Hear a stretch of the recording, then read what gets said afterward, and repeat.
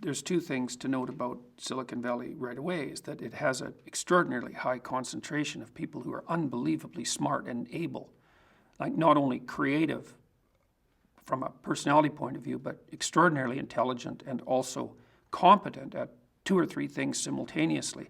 And it's hyper competitive. So they're always after the next new thing as fast as possible. So it's a machine that's speeding along as fast as a machine possibly can. And God only knows where it's headed in some sense, right? Because there's so many things happening at the same time that it's impossible to keep track. And we don't even know what these things are. Like the autonomous cars that are being developed, you know, people still think about those as cars, but that isn't what they are. They're autonomous self-learning robots. And the fact that they happen to take the form of cars at the moment is almost irrelevant. You know, they're no more cars than cars were horseless buggies, right? They're a whole new thing. And what's really interesting about robots like that is that they basically, they're all identical, right? More or less. Mm-hmm. And what that means is that when one learns something, every one of them learns it at the same time. And so even if they're not very bright, if there's 10 million of them, or 100 million of them, and they're all learning one thing a day, that's 100 million new things a day that every one of them is learning. And so they're mapping the road and they're learning how to operate in a natural environment, which is a really big deal. Like, it's a really, really big deal. They're learning to map the perception of the world onto action, which is really the definition, a good definition in some sense of intelligence.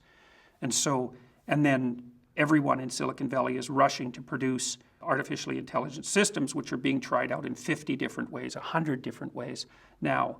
And then they're also rushing to build more and more powerful computational devices as fast as they possibly can. And there's a huge arms race in that direction. And arms races, of course, well, they tend to progress perhaps exponentially. And so all these things are happening at the same time. Well, we have no idea what that means. We don't even know if we need to be worried about Facebook, because God only knows if it'll even exist in 5 years. It could even be the same with Google. So, you know, we're worried about machines that are changing so fast that we can't figure out what exactly we should be worried about. Because, I mean, who was thinking about YouTube 5 years ago? No one. It's like cute cat videos. Who cares about YouTube?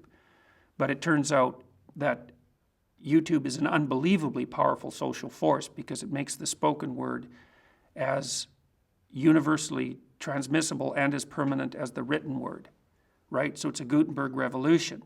And it might even be more profound than Gutenberg revolution because it's possible that people can listen better than they can read.